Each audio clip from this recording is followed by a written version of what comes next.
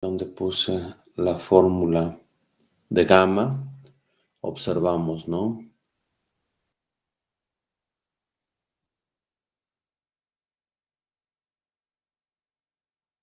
Que si nosotros estamos muy cercanos al vencimiento, el valor de gamma incrementa, ¿de acuerdo?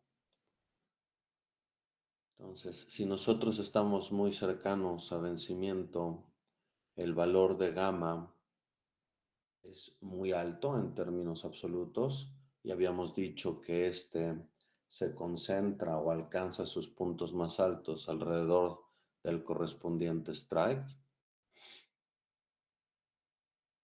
Y también tiene sentido si nosotros lo pensamos en su relación que tiene con teta.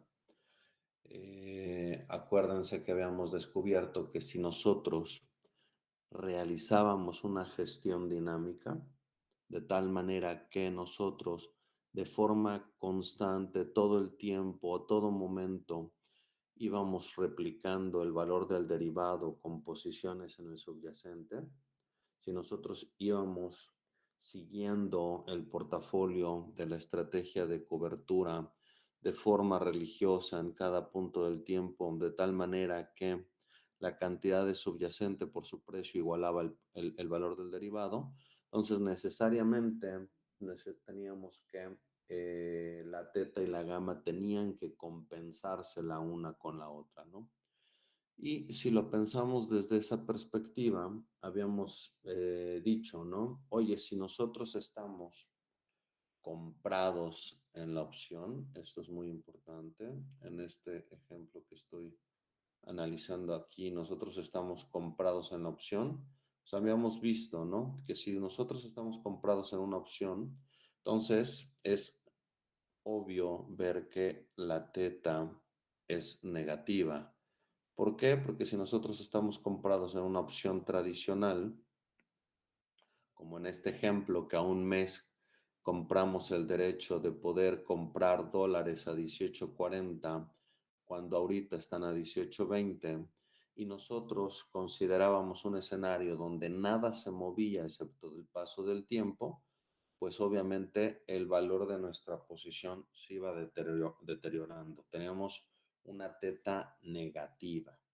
¿Cuál es el caso extremo? Pues obviamente el caso extremo es, imagínense que nosotros pagamos prima, compramos el dólar call con vencimiento un día, pues si nosotros compramos una opción con vencimiento un día, pues obviamente prácticamente la teta negativa es igual a la prima que estamos pagando. Ya no queda más que un día para que nosotros tengamos la posibilidad de poder ejercer dicha opción.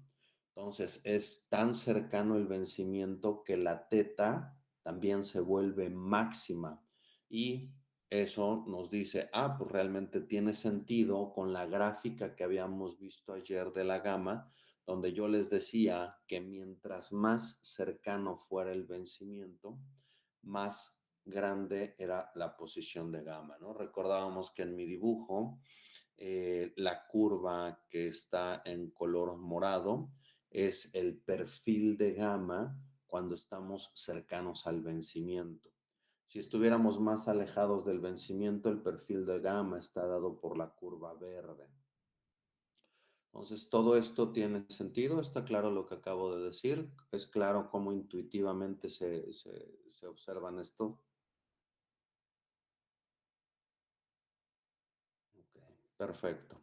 Entonces, habíamos dicho ayer, oye, si nosotros estamos comprados en la opción, estábamos viendo que nosotros teníamos una teta negativa a cambio de tener una gama positiva y habíamos hecho la observación que una teta negativa quiere decir que si nada se mueve y solo va pasando el tiempo, cada vez más voy perdiendo dinero, voy perdiendo valor en mi posición.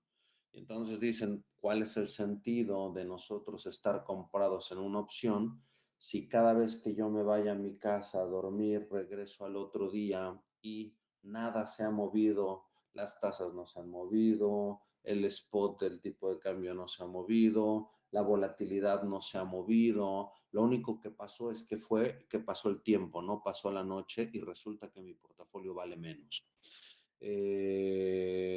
Pareciera una circunstancia bastante adversa, pero aunque ahora lo que tenemos que hacer es entender cuál es el efecto de la correspondiente gama positiva que tiene esta opción. Entonces, para entender esto, número uno, quiero que me confirmen que está clarísimo que mientras más cercanos a vencimiento estemos, el efecto de la teta negativa es muy grande y el efecto de la gama positiva es muy grande. Si queremos ver burdamente el de la gama con la fórmula que está escrita ahí, pues bueno, nos damos cuenta que en efecto, mientras más cercanos estemos a vencimiento, esto se va a ver más grande cada vez. Es la gráfica que tengo ahí pintada. Si lo vemos desde el punto de vista de teta, es todavía más claro intuitivamente hablando. El caso extremo que ponía, si yo compro una opción con vencimiento un día, pues prácticamente mi teta negativa es igual a la prima que pagué. Todo lo que estoy pagando de prima se ve reflejado como teta porque yo nada más tengo un día para poder ejercer mi opción. En un día tiene que ocurrir todo lo que se necesita para que haya valido la pena la prima que yo estoy pagando. Esto lo digo para que sea mucho más fácil de entender lo que voy a ver ahora al correspondiente. Oye, ¿cómo le das la vuelta o cómo te apoyas en que la gama sea positiva cuando queremos compensar por esa teta negativa que traemos, ¿no? Y para poder ilustrarlo, es por lo que digo que estos efectos se maximizan cuando estamos cerca del vencimiento. Y lo digo porque, fíjense cómo me voy a apoyar. Si yo estoy cerca del vencimiento, están de acuerdo que el valor de la opción, en el ejemplo que estoy poniendo en, en, en una opción que es un dólar call. ¿Y se acuerdan cuál era el strike que teníamos, no? Era el 18.40. Si yo ya estoy muy cercano a vencimiento, pues cada vez la gráfica del valor del dólar call, pues como te vas pegando a vencimiento, pues obviamente va convergiendo al payoff. Nosotros lo que siempre conocemos a priori de un derivado es su payoff. Entonces, si nosotros estamos cerca de vencimiento, pues nos damos cuenta que cada vez se parece más a esto. ¿Están de acuerdo? En el caso límite, cuando ya está vencimiento, va a converger a esta gráfica. ¿Todos de acuerdo? Antes de vencimiento, bueno, pues no tendremos eso, pero tendremos algo muy parecido, ¿no? Que cada vez va convergiendo a vencimiento a eso, ¿no? Por eso quiero hacer el análisis cercano a vencimiento para ver cómo el efecto es máximo. Entonces, imagínense ustedes que estamos cercanos a vencimiento y nosotros estamos comprados de la opción. E imagínense que nosotros estamos comprados de la opción. Entonces, todavía no es vencimiento.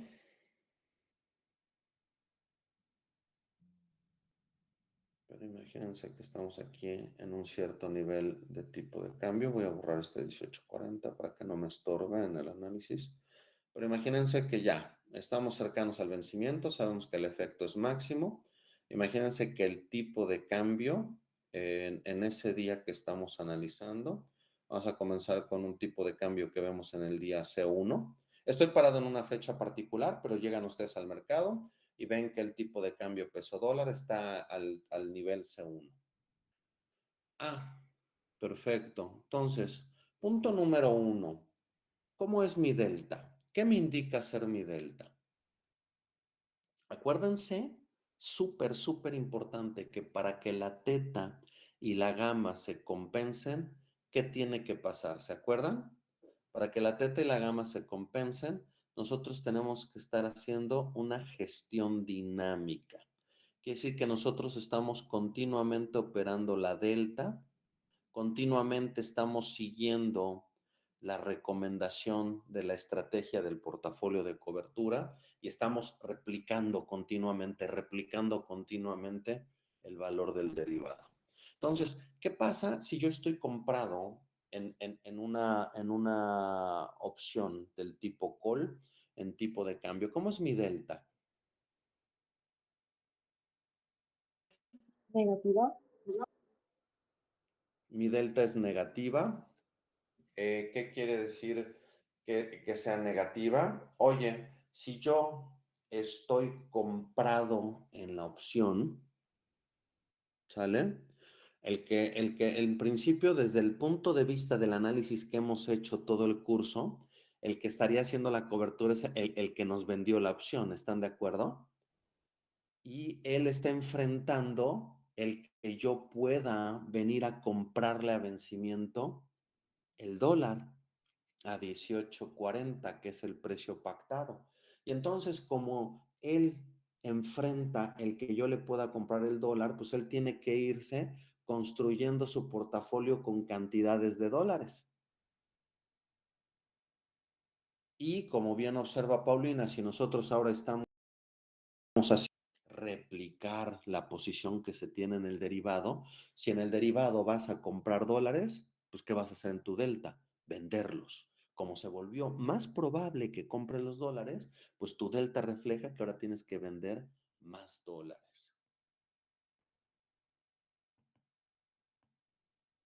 Adicionales a los que ya el mundo está claro. Y están de acuerdo que estos nuevos dólares que tengo que vender los puedo vender al tipo de cambio prevaleciente C2. El pobre güey que me vendió el call dice, madres, ya se depreció la moneda, este cabrón me va a venir a comprar los dólares. Y entonces sí, su hedge, su cobertura, su estrategia le dice que él tiene que comprar más dólares.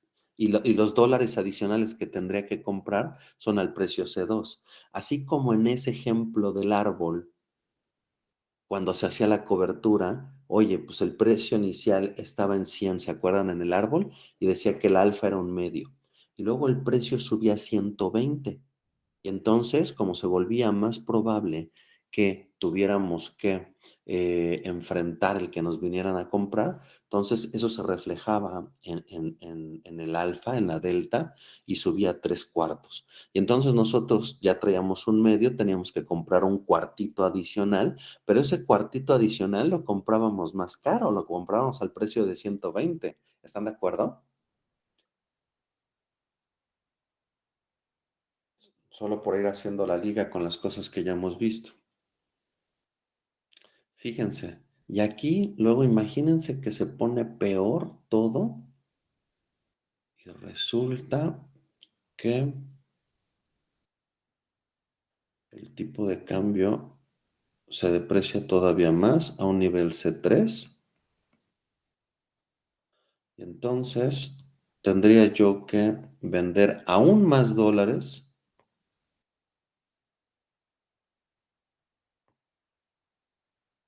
y ahora los tengo que vender a C3. ¿Se dan cuenta que cada vez vendo más caro? Cada vez recibo más pesos por los dólares que estoy vendiendo.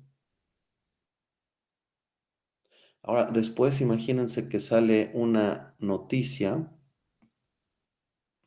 que hace que el peso se recupere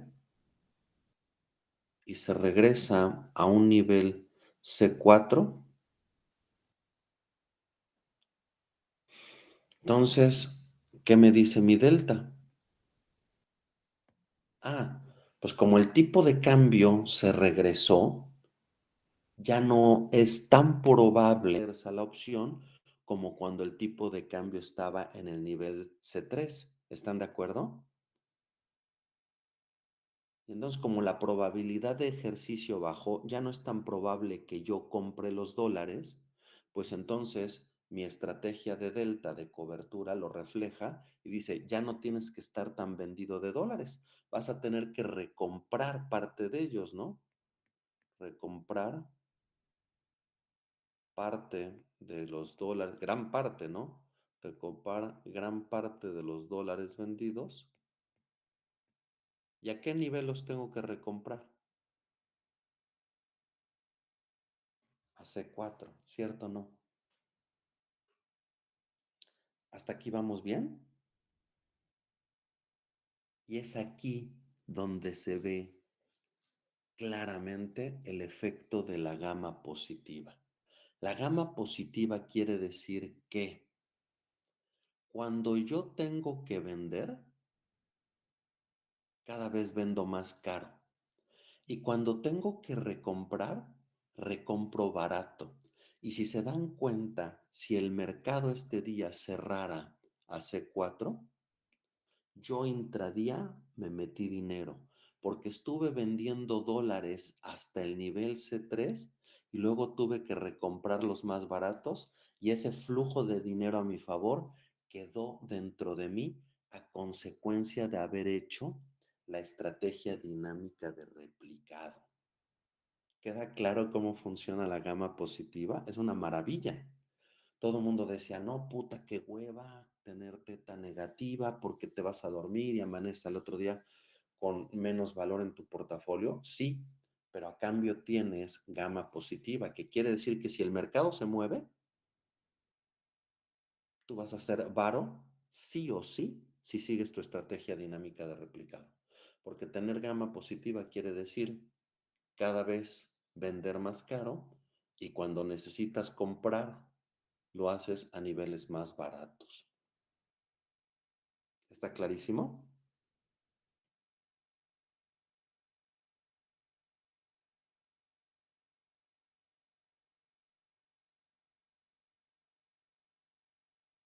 Entonces, obviamente, si ustedes compran una opción, ¿qué quiere decir estar comprado de una opción? ¿Cuál es la griega reina de una opción? Cuando alguien se dedica a operar opciones, ¿cuál es la griega reina? ¿Se acuerdan que les había dicho?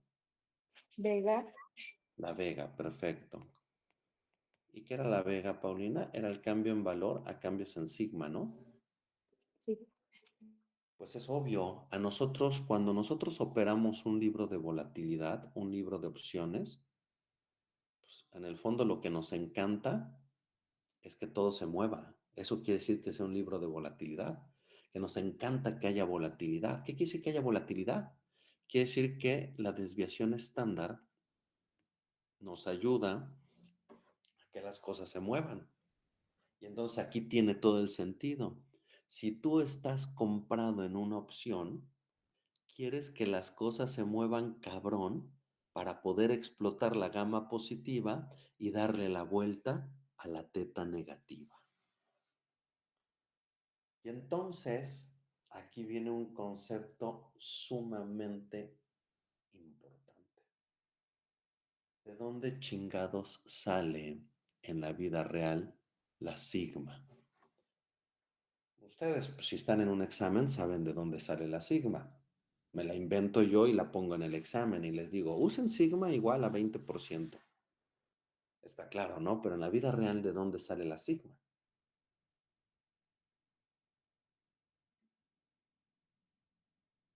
¿De dónde toman el valor de sigma en la vida real? Díganme, ¿dónde creen?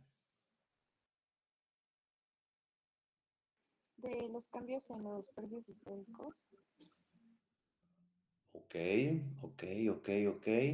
Carolina dice, pues como mi modelo me está diciendo que la sigma lo que representa es la desviación estándar de los cambios en el logaritmo de precio, pues a lo mejor dice, pues yo me puedo ir y ver cómo está la historia del comportamiento del subyacente, hago un histórico de valores del subyacente, les calculo su logaritmo, hago la serie de diferencias de logaritmos y a eso le calculo la desviación estándar y como todo en mi análisis está en fechas anuales, entonces anualizo dicha desviación estándar y ya tengo un input para sigma.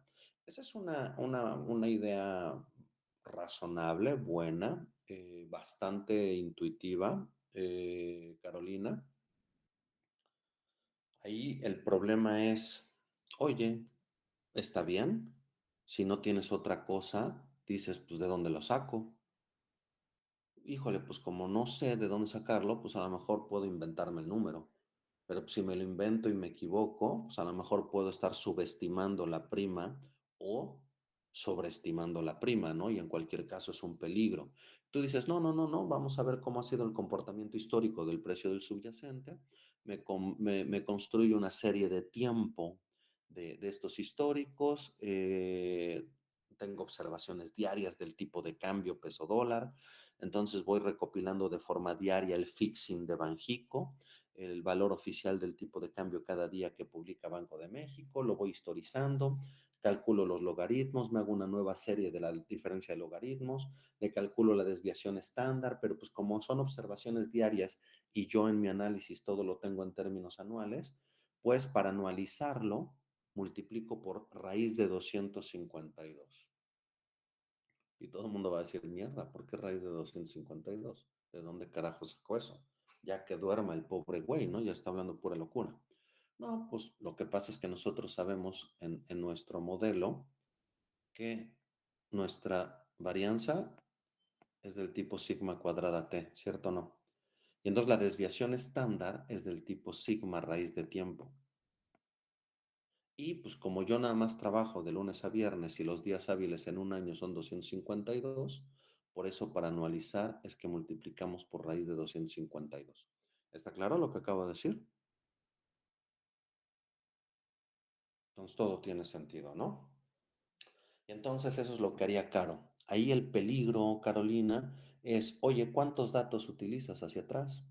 Tendrías que hacer pruebas estadísticas, bondad de ajuste, eh, etcétera, ¿no? Y a final de cuentas, también es un peligro, porque tú lo que dices es que estás modelando todo esto como un browniano geométrico. Tú me dices que esto es un proceso marcoviano, que la información está acumulada de forma eficiente en la última observación, porque tú sabes que un browniano es independiente de la historia generada hasta el último punto observado, y luego me dices que sí usas datos para atrás.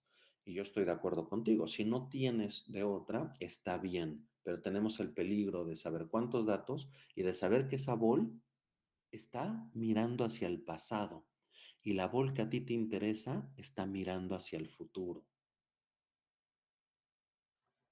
Pero si no tienes de otra, pues ni modo.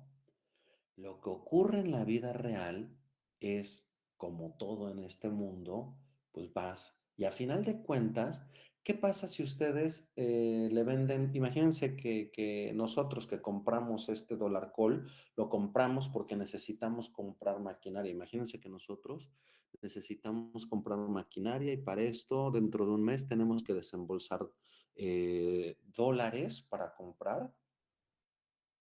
Y como nosotros tenemos que desembolsar dólares dentro de un mes, decimos, oye, a lo más queremos en un mes comprar dólares al 18.40, entonces por eso compramos este dólar call con strike 18.40. ¿A quién se lo compramos? Ah, pues a Banco A. El Banco A, oye Banco A, como yo dentro de un mes necesito comprar maquinaria y necesito liquidar dólares y no quiero enfrentar la posibilidad de una depreciación y que yo tenga que usar más pesos de los que tenía presupuestados para la compra de esta maquinaria, pues entonces te compro el dólar call con strike 18.40, ¿no? Y entonces, ¿qué es lo que pasa? Que Banco A nos vende la opción, nos cobra la prima y ellos tienen que hacer su gestión dinámica, porque si nosotros vamos y les compramos los dólares al 18.40 dentro de un mes, ellos tienen que estar listos. Y entonces, ¿cómo le hace el banco A para pasarnos el precio, la prima de este dólar call? Ah, pues seguro alguien ahí en el banco A tomó este curso y aplicó Black Scholes. Ah, ¿sabes quién trabaja en el banco A? Me enteré. Carolina López. No mames. Esa chava, güey, va a usar pinche bola ahí con históricos, güey. Pero lo que no se da cuenta ella es que hay un mercado profesional de volatilidad mercado interbancario de volatilidad. No nada más en el par dólar peso, en un putamadral de pares en el mundo, ¿no? La gran mayoría de pares de monedas tienen mercados interbancarios de volatilidad, es decir, mercados profesionales donde hay pantallas de brokers, donde hay precios de opciones que ponen participantes profesionales, bancos, ¿sale? Entonces, imagínense que Carolina nos vende, no, eso nunca va a pasar, Carolina, no hay forma. Imagínense que Carolina, que ya trabaja en BBVA, dice, yo como les vendí, como me está pidiendo estos güeyes precio del dólar call, vencimiento un mes con strike 18.40, pues voy a calcular el precio con la fórmula de Black-Scholes, pero para poder yo utilizar la fórmula de Black-Scholes, yo sé que un parámetro importante de dicha fórmula es la sigma. Y ella dice, ¿de dónde sacó la sigma? Entonces, Carolina se voltea al mercado profesional, al mercado interbancario, y ve las cotizaciones que hay ahí de participantes profesionales. Y ella dice, oye, pues si yo voy a tener que hacer una gestión de esto, yo sé que no nada más voy a cubrir la delta. Tengo que cubrir gamma, tengo que cubrir teta, tengo que cubrir vega. Oye, ¿y cómo cubres la vega? Pues cubrir vega es cubrir riesgo a cambios en sigma.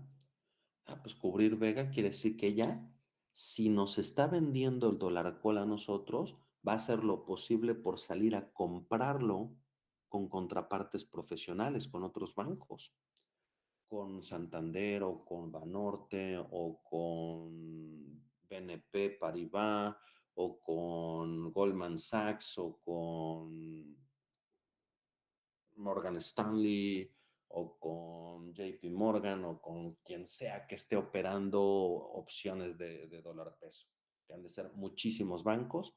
El rey de la volatilidad en dólar peso es Morgan Stanley.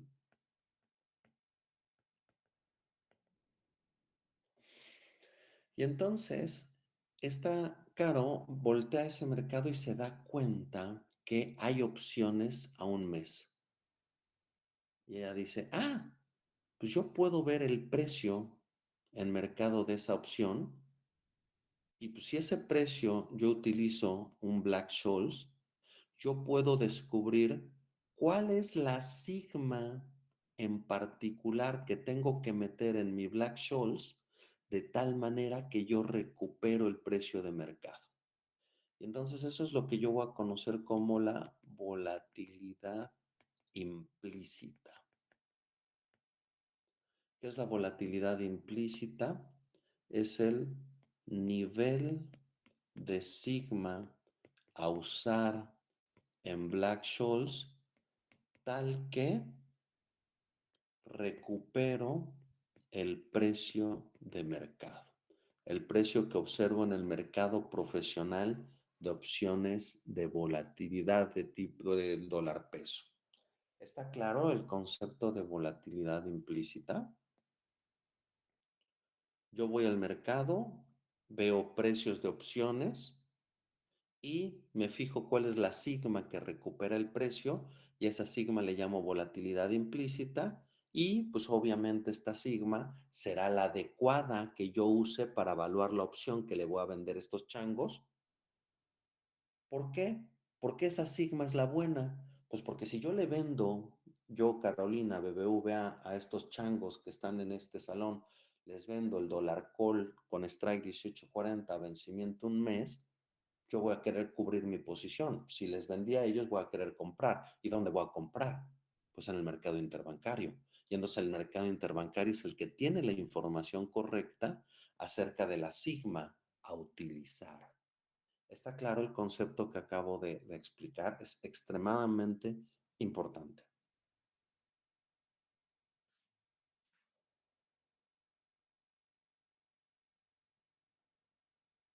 No los estoy perdiendo, estoy siendo claro.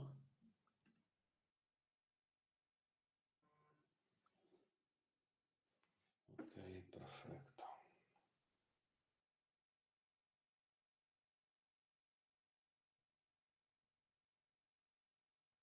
Esto me da paso para platicarles cuál es el instrumento más importante que cotiza en un mercado de volatilidad, en particular en el mercado de volatilidad del dólar peso.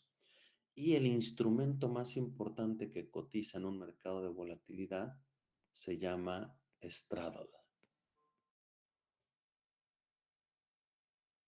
Entonces, ¿qué es un straddle? Fíjense, un straddle, posición larga, un straddle largo es compra simultánea de call y put con el mismo strike.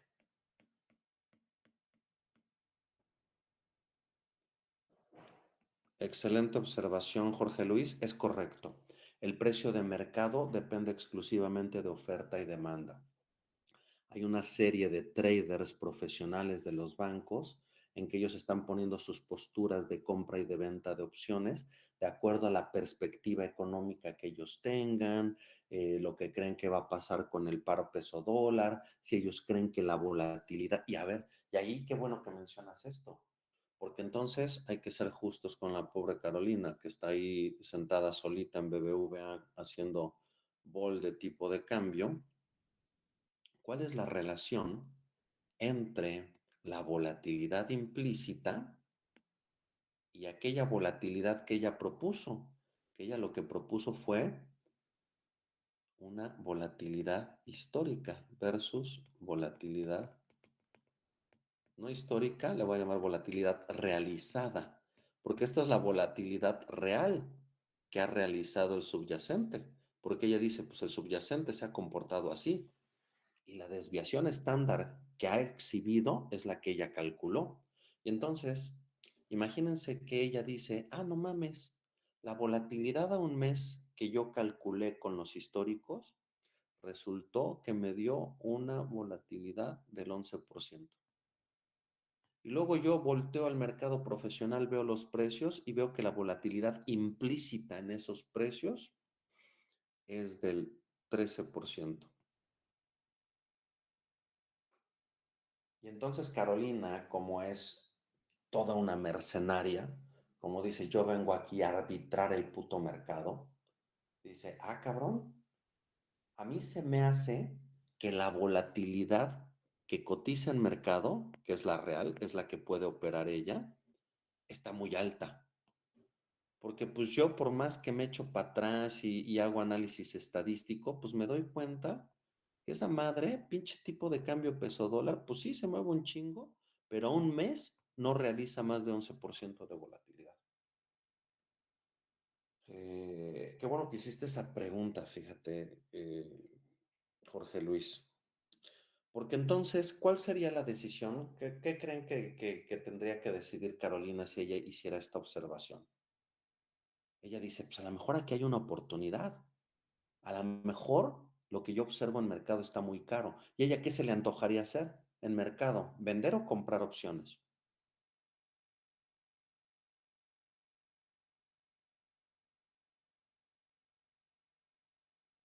Aquí fíjense que, ojo, ojo, ojo, ojo. Tienen que darse cuenta que el precio de la opción, ya no sé dónde escribir. Si ustedes ven Black-Scholes,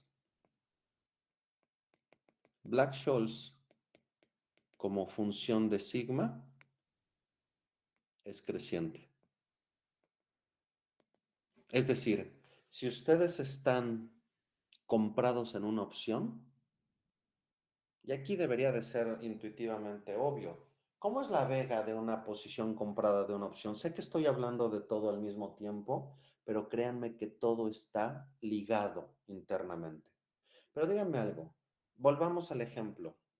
Piensen que no son Carolina, somos nosotros el grupo que queremos comprar este dólar call. ¿Cómo va a ser nuestra posición de vega?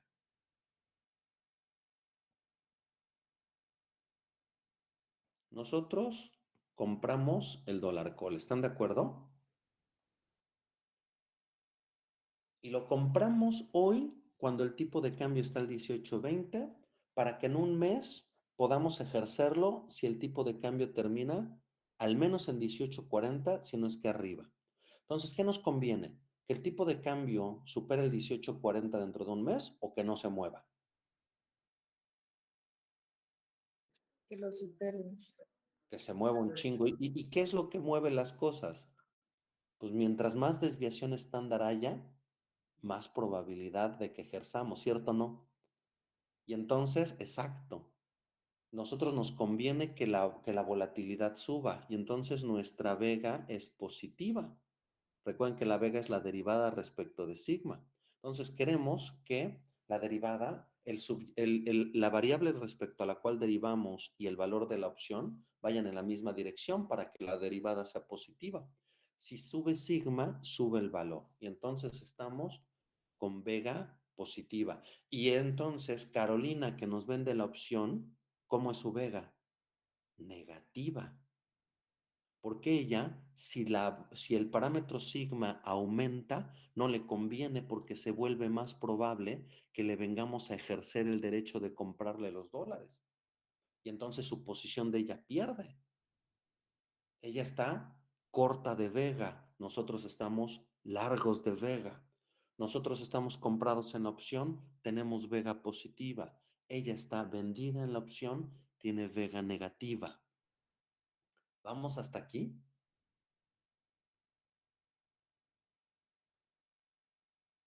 ¿Están quedando claros los conceptos?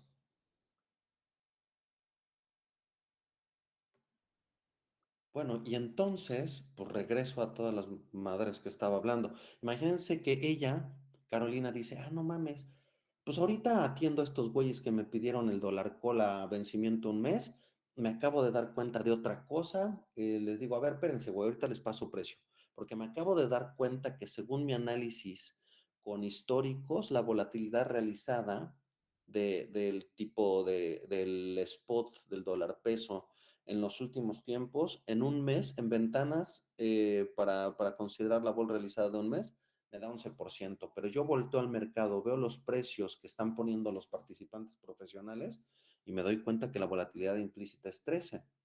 ¿Qué se le antojaría a Carolina? ¿Comprar o vender volatilidad en mercado?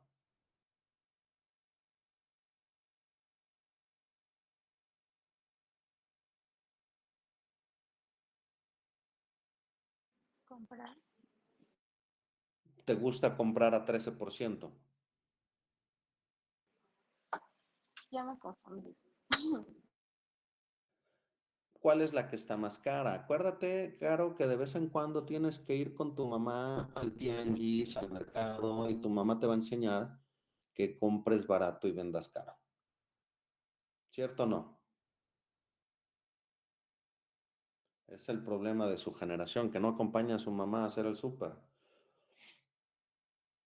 Entonces, a ti, si tú lo ves en mercado, dices, oye, en el mercado profesional yo veo que la bola está al 13, pero yo digo que el tipo de cambio dólar peso, ya cuando empiece a correr el tiempo, no va a realizar más del 11%, porque ese es mi análisis con históricos. ¿Es claro, Caro, lo que estoy diciendo? Sí, ¿Sí? Entonces tú dices, oye, puta, a mí me encantaría poder vender en el mercado, porque yo creo que la vol implícita en el mercado está muy alta, está al 13%, cuando yo creo que la real que se va a dar es del 11%. ¿Estás de acuerdo, Caro? sí. Entonces, imagínate ahorita que te olvidas del problema del dólar call a un mes para los changos estos que te piden el 18.40. Tú dices, ahorita me voy a concentrar nada más en el mercado interbancario y yo veo que Morgan Stanley tiene ahí un precio para poder comprar volatilidad y su precio de compra de Morgan Stanley implica una volatilidad implícita del 13% y tú dices, yo les voy a vender a estos changos, será muy Morgan Stanley, pero yo creo que lo que en la realidad va a pasar es que el tipo de cambio dólar peso se va a mover durante este mes tanto que solo va a realizar un 11% de volatilidad y entonces yo tengo una oportunidad porque la estoy vendiendo más cara que la que realmente va a ocurrir. Y entonces tú dices, tuyos, pinche Morgan Stanley, y bolas, le vendes. Y entonces le vendes y entonces ese güey te paga la prima, tú recibes la prima, le vendiste la pinche opción y tú sabes que traes una opción en la panza que está revaluada con un sigma de 13% y luego tu área de riesgos se va a ir al proveedor de precios y va a decir, ah, pues sabes qué, güey, tú vendiste caro una opción que trae una volatilidad del 13% y tú dices, sí, sí, así es. Revalúame oficialmente con un sigma de 13%, no me importa. ¿Por qué? Porque yo creo que la volatilidad que se va a dar en la práctica es menor. Pero tú dices, oye, pero en la práctica, ¿cómo? ¿Cómo veo yo ese diferencial entre el 13 y el 11%? ¿Y qué crees que te voy a contestar, Carolina? Te voy a decir, tu gestión dinámica va a hacer que tú ganes esto. Porque ¿qué es lo que va a pasar, Caro? Tú vendiste la opción, ¿cierto o no? Sí. ¿Cómo es tu gamma y cómo es tu teta?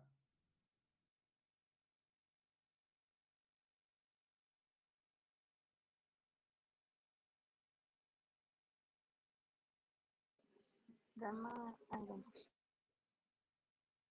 No te entendí. ¿Cómo? Perdón. Oye, ya te jodí hoy, ¿verdad? Porque por participar ahora Sí. nada más te estoy preguntando, nadie te está ayudando ni madres, en cambio te están chingando que eres foránea y no sé qué tanta madre. Gama negativa. Tienes gama negativa, es correcto porque tú vendiste la opción y entonces tú dices, madres, pero tiene todo el sentido que tengas gama negativa. ¿Por qué? Porque tú le estás apostando a que el subyacente no se mueva, no se va a mover menos de lo que dice el mercado. Tú dices, no, el subyacente se va a mover tal que va a realizar un 11% y no un 13%.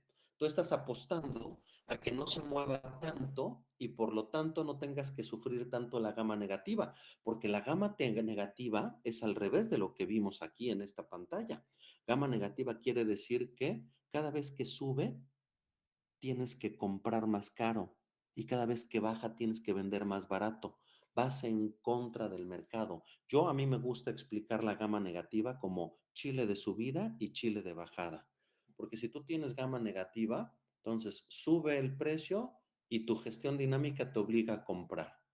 Y luego baja el precio y te obliga a vender. Puta, pues ya me metí el chile porque compré bien caro y vendí bien barato. Y entonces es súper pedagógico explicar la gama negativa como chile de subida y chile de bajada. Pero tú dices, claro, yo estoy dispuesta a tener gama negativa porque creo que el subyacente no se va a mover tanto, solo se va a mover de tal manera que realice un 11% de volatilidad en la práctica. Y entonces tú dices, oye, yo esa es mi apuesta, a cambio de esa gama negativa tengo teta positiva. Y entonces, como tú vas a estar haciendo esa gestión dinámica, y realmente si se da el caso que el subyacente en la práctica solo realiza el 11%, esa diferencia de precio entre lo que tú recibiste de Morgan Stanley con una vol del 13%, pues recibiste más varo del que debiste, porque al final solo realizó 11%, y esa diferencia te la metes en tu gestión dinámica. ¿Es claro? Sí. Joya, ¿no? Maravilla. Y tú dices, no, no mames, a huevo. Entonces sí es importante entender la vol realizada contra la vol implícita. O a lo mejor se dio el caso que no, que la vol implícita en el mercado, tú volteas y ves el mercado y dices, no, está en 7%. ¿Ahí qué se les antoja hacer en el mercado? ¿Comprar o vender? Pues ahí dicen, no, mejor compro. Oye, güey, no manches. ¿Ya viste? Goldman Sachs tiene un offer, una posición de venta en el mercado interbancario y su offer implica una volatilidad del 7%. Y yo creo que en la práctica el dólar peso va a estar tan volátil por tanta pinche noticia que va a realizar el 11%. No, pues cómprale al puto Goldman Sachs y tú le dices míos a Goldman Sachs y bolas. Le compras y le pagas prima y tú compraste algo que implícitamente trae un 7% y luego en la práctica se da un 11%. Oye, si tú le compraste la opción a Goldman Sachs, entonces traes gama positiva y teta negativa. Pero ahí la gama positiva te viene a favor porque tú dices, es que el subyacente se va a mover a una tasa realizada de 11% versus una 7 que yo compré. Y entonces ese rebalanceo de gama positiva me va a dar el varo suficiente para darle la vuelta a la teta negativa y quedarme con el diferencial de la vol a favor. Creo que nunca nadie me había hecho una pregunta que diera a tan buena discusión. Muy bien, Jorge Luis, por alguien preguntó hace rato y dio paso a esta discusión. ¿Está claro lo que acabamos de ver, los conceptos que acabo de decir? Estas son las clases que vale la pena. Está chido saber Black-Scholes, está chido saber martingalas, está chido derivar un precio. Y sabrán un chingo de mate, pero si no saben qué hacer con esa puta fórmula, con ese puto precio, da igual.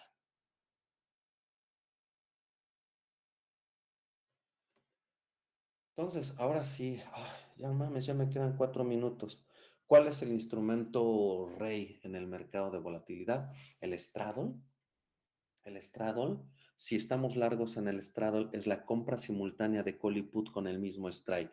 Fíjense, ¿eh? ¿Cómo es el payoff de esto? Ah, oye, pues ¿cómo es el payoff? Pues como ambas tienen el mismo strike y estamos comprados en el call, pues si estoy comprado en el call, yo sé que mi payoff es este. Oye, pero también estoy comprado en el put y con el mismo strike. Ah, pues entonces es este.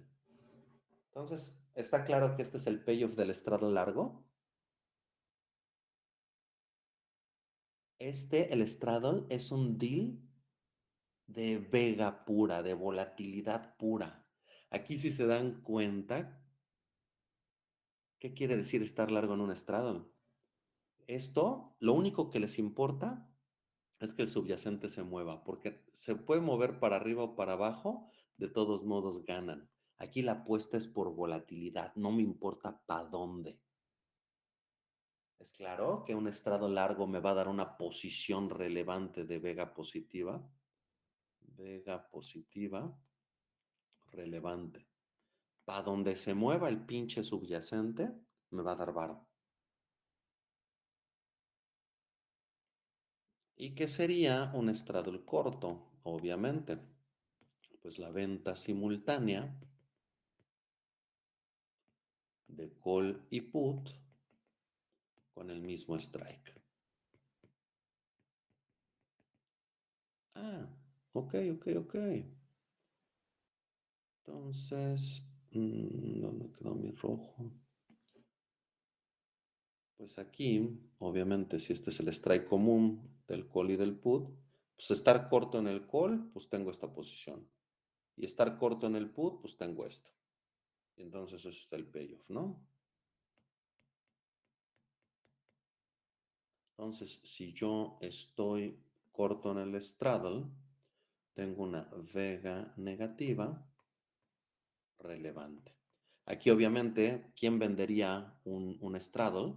Pues alguien que cree que el subyacente se va a mover muy poquito, porque así dice, se mueve poquito y aun cuando voy a tener que pagar, porque cualquiera de las dos va a entrar en el dinero, pero yo cobré la prima suficiente como para ganarle, porque aquí estar corto quiere decir vender. Entonces estamos cobrando prima tanto por el call como para el put. Acá arriba es comprar, estamos pagando prima por ambos. ¿Está claro lo que es un straddle? Y ahora imagínense que están muy cerca del vencimiento. Ah, pues estamos muy cerca del vencimiento, pues puedo casi considerar el payoff como la gráfica, ¿no? Y entonces imagínense, si están largos en el straddle, pues tienen una gama positiva de miedo, pero tienen gama positiva a la derecha y a la izquierda. En este ejemplo, nosotros teníamos gama positiva a la derecha, pero pues del lado izquierdo, pues valía madre, ¿no? Como que la cosa no se movía mucho. Aquí la gama estaba del lado derecho. Si ahora considero el straddle, pues tengo gama de los dos lados. Y en el ejemplo de abajo, si estoy corto en el straddle, pues yo tendría una gama negativa a la derecha y a la izquierda, a cambio de tener una teta positiva súper chida y enorme. Chida. Vamos bien hasta aquí. ¿Quedó claro?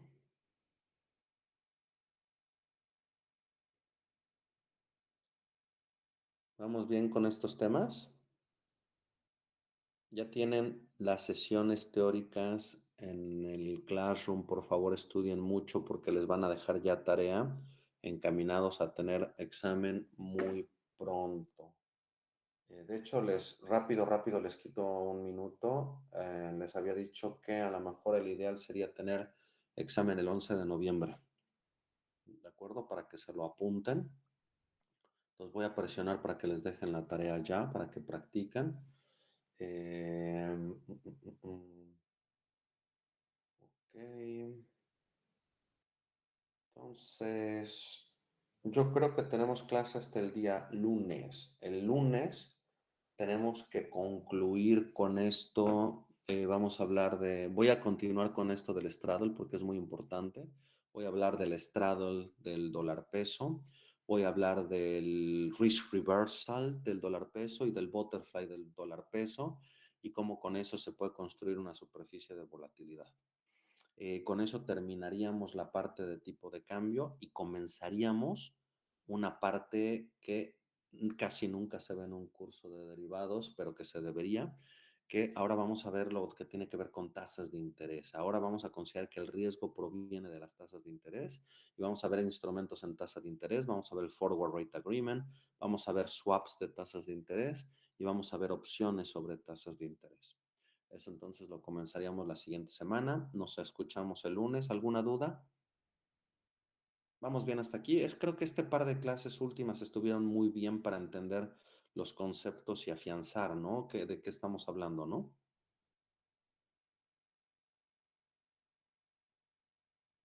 Ok, perfecto. Cuídense mucho y nos escuchamos el día lunes. Acuérdense que ya no va a haber clase en sábado hasta que yo regrese a México, hasta diciembre. Entonces, ya, vamos a tratar de aprovechar. Entonces, nos escuchamos el día lunes. Abrazo, cuídense. Gracias, profe, que Gracias. descanses. Hasta luego, profe, gracias. Gracias.